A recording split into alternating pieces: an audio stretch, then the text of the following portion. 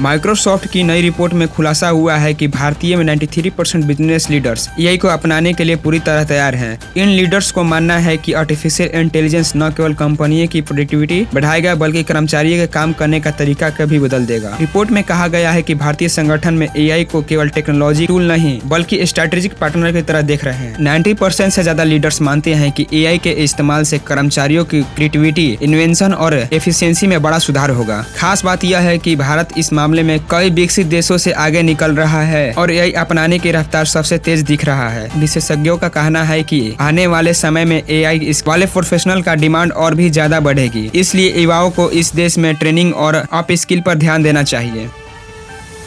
GST कटौती से लगेगा इलेक्ट्रिक कारों को झटका, धीमी होगी ईवी इंडस्ट्री की रफ्तार। इलेक्ट्रिक कारों को लेकर रफ्तार में हालिया फैसले से ऑटो इंडस्ट्री का चिंता बढ़ गई है। जीएसटी कटौती के चलते विशेषज्ञों का कहना है कि ईवी सेक्टर की ग्रोथ पर असर पड़ सकता है और आने वाले समय में इंडस्ट्री की रफ्तार धीमी हो सकती है। अब तक टैक्स में रियासत और सब्सिडी मिलने से इलेक्ट्रिक कारों की मांग तेजी से बढ़ी थी, लेकिन नए नियमों से कंपनियों की प्राइसिंग बदलनी पड़ सकती है। मार्केट एनालिसिस का मानना है कि इससे आने वाले महीनों में ईवी की बिक्री पर असर दिख सकता है। ईवी इंडस्ट्री पहले से ही चार्जिंग इंफ्रास्ट्रक्चर और हाई मैन्युफैक्चरिंग कॉस्ट जैसी चुनौतियों से जूझ रही है। ऐसे में जीएसटी कटौती का असर कंपनियों और ग्राहकों को दोनों को झेलना पड़ सकता है।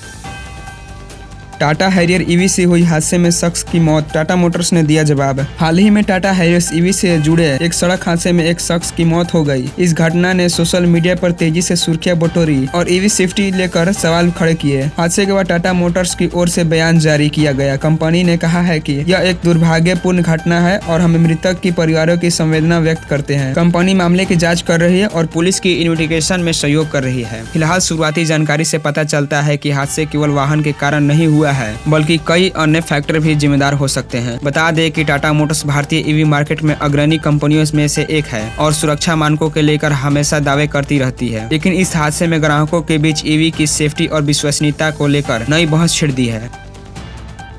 पीएम किसान ट्रैक्टर योजना, किसानों को मिलेगी ट्रैक्टर पर सब्सिडी। किसानों के लिए बड़ी खुशखबरी, केंद्र और राज्य सरकार को मिलकर पीएम किसान ट्रैक्टर योजना चला रही है, जिसके तहत किसानों को ट्रैक्टर खरीदने पर 20 से 50% तक सब्सिडी दी जाएगी। योजना का लाभ सिर्फ एक बार मिलेगा और सब्सिडी सीधे किसानों के बैंक खातों में भेजी जाएगी। आवेदन के लिए किसान के पास खेती योग्य जमीन, आधार कार्ड, बैंक पासबुक और जमीन के कागजात होने चाहिए। इच्छुक किसान अपने राज्य के कृषि विभाग के आधिकारिक वेबसाइट पर से ऑनलाइन आवेदन कर सकते हैं। यह योजना खेती को आसान और किसानों को बोझ कम करने के मददगार साबित होगी।